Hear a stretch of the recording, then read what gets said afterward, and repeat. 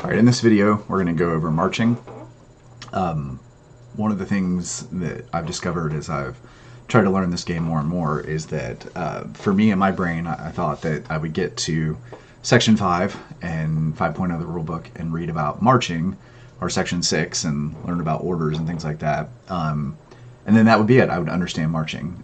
In Gbacw, there are going to be other rules that impact that. You know, for example, and I've got a rules reference that I'll share with you all and put in the video to try to help. But, you know, Section 5 starts to explain to you how to draw an AM, or how to build a March AM pool and how to use that.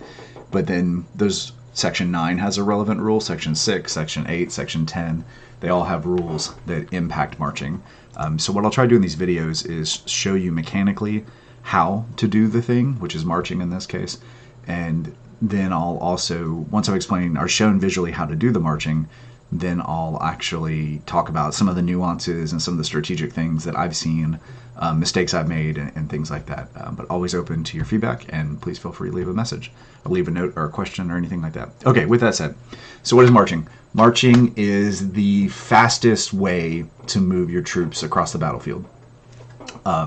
Generally speaking, what's going to happen with marching is you're going to get to go very, very fast, especially if you use roads. You're going to activate the equivalent of 4 activations. So if we're looking at the 29th New York right here, they have a movement profile of 6. So depending on the terrain we march across, they can plausibly go 24 hexes in that activation. This is what a March AM looks like. So when you're building your AM pool, you are going to get, if you have any regiment, division, corps, whomever, if they're in March, well, you don't assign corps commanders orders.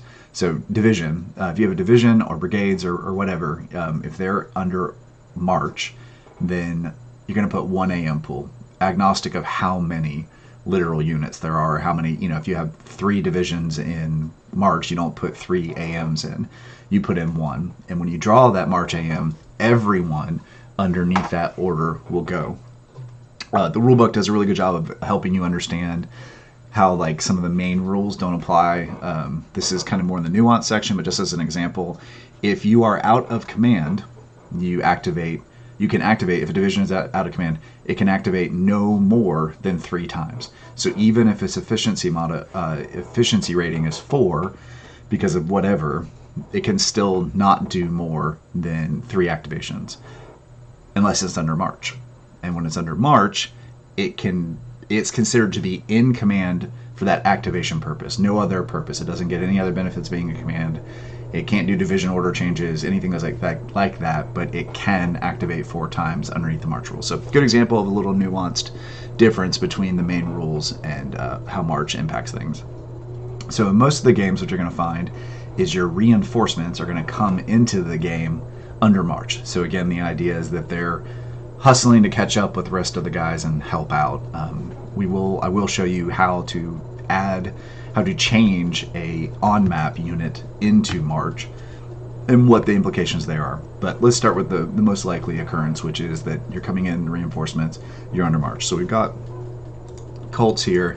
He is under March orders, and he's going to come in. So let's take a look at that's up to 4 activations.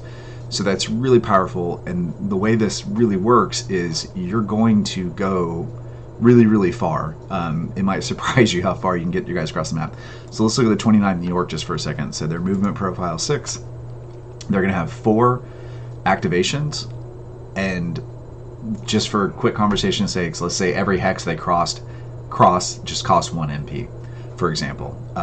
So they're going to go 24 hexes across this map. So they can very easily, very quickly catch up with the battle and help support or whatever, which is the exact idea of marching and the intent, and that's how the game simulates that, and it does a good job. So mechanically, how to do it. So I've drawn, it's my turn, I draw the March AM pool, and I've got Colts coming on. So he comes in at C in this battle, and so here I've spread out his stacks so we can kind of see them, and I get to determine the order in which they come in. So and one quick thing about facing. So when you're playing the game and normally you have to face a hex spine. When you're under march orders, you face a hex edge. So very, different kind of setup. So what we're going to do is we're going to start with artillery, and that is usually a pretty good one to start with because they have a higher movement profile. And buried in the rules is, well, not buried, under the fatigue section, which is optional but shouldn't be. Play with fatigue. It makes the game way more interesting. You get to go 4 times, of course, with artillery, but if you go that 4th time, you roll as the broken wheel rule. You roll on a table and you might lose a gun because of a wheel breaking. So even the rule book suggests this, that artillery can move so much further. So 8 times 3 is 24, 6 times 4 is 24.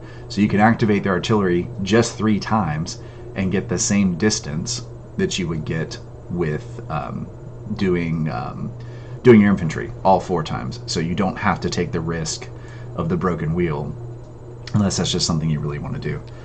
So we're going to talk about the TEC real fast, and the main thing I think that people end up doing, at least that I've experienced, is you want to try to use roads. Roads cost a half MP. So if I've got a 24 MP profile available for my infantry, and really 32 available for artillery if I want to take the risk and roll the dice, and then each road costs me a half, so that's double. So really my effective range is, it's not 24 hexes for my infantry, it's 48 hexes, assuming I can stay on roads. But let's mechanically go through it. So we're going to start with artillery. We're going to go, so they start off map, so it's 1 to come on map, 2, 3, 4, 5, 6, 7, 8, 9, 10, 11, oops. There you go, got it, it's stuck on me. 12, 13, 14, 15, 16. So that was 1, 2, 3, 4, 5, 6, 7, 8, 9, 10, 11, 12, 13, 14, 15, 16. The reason I did 16 is because each road hex I move through cost me a half MP, and my first activation is 8. So I have moved the 13th New York, their maximum I can go with the first activation, and now I go to the next unit in the stack. I get to decide which order that comes in. They're all pretty identical, so I'm just going to pick the 29th New York next. 2 things are going to happen now. There are stacking limits for March. They're a little different than advance and attack stacking limits. So really, the stacking limits for a hex of this are 7 SP, no more than 7 SP, 4 SP for cavalry, and then artillery. Artillery are kind of interesting. You can have 2 batteries, which usually the way in most battles, a single cardboard cutout is a battery. So the 13th New York is 1 battery, and you can have 2 in a hex together stacked, and they can have any number of guns as long as there's not more than 2 batteries. Or you can have as many batteries as you want stacked together, but they can't have more than 12 guns. So obviously we've satisfied the stacking limit. For 29th New York, we're going to be limited because we can only have 7 SP marching. And the idea here is, again, that all these guys are collapsed together in a really tight formation, and thus it's too cumbersome for all to be together. So you must use an extended column, and that's what this marker indicates. So they come on the map. So the first cost is they have to pay the cost of everyone that came before them. So this isn't 1, this is now 2. And again, I'm going to double this in my head, and even though it says 6 on there, I'm thinking 12 is what I'm thinking in my head while I'm moving. So if you hear me counting and saying that number, that's what I've done. So it's 2, 3, 4, 5, 6, 7, and we'll go this way, 8, 9, 10, 11. I'm going to stop there for a second. So I have moved 11 hexes at a half MP cost each. And the reason I've held back is this extended column, I must extend, and it costs me 1 MP to extend. So really what happened was, I'm going to look like this. I'm coming off the map. It cost 1 to extend, excuse me, and 1 to move in.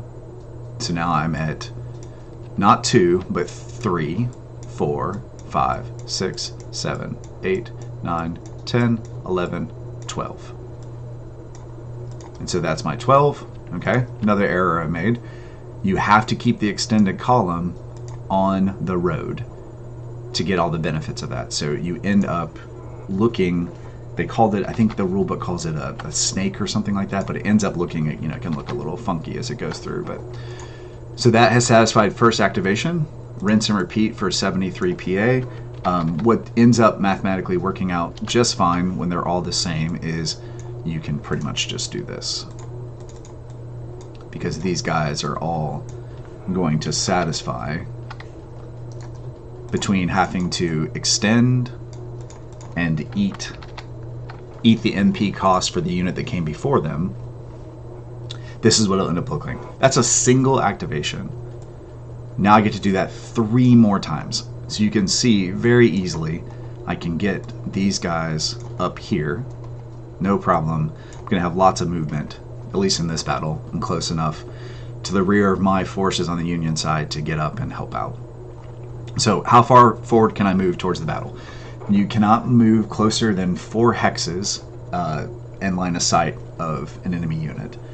Can't move adjacent, of course, even to artillery or even to leaders. So even just a leader of an enemy force, normally you can move adjacent to a leader. It's not a combat unit, except for marching. Marching, you can't do that. So this is mechanically how you march and move guys up.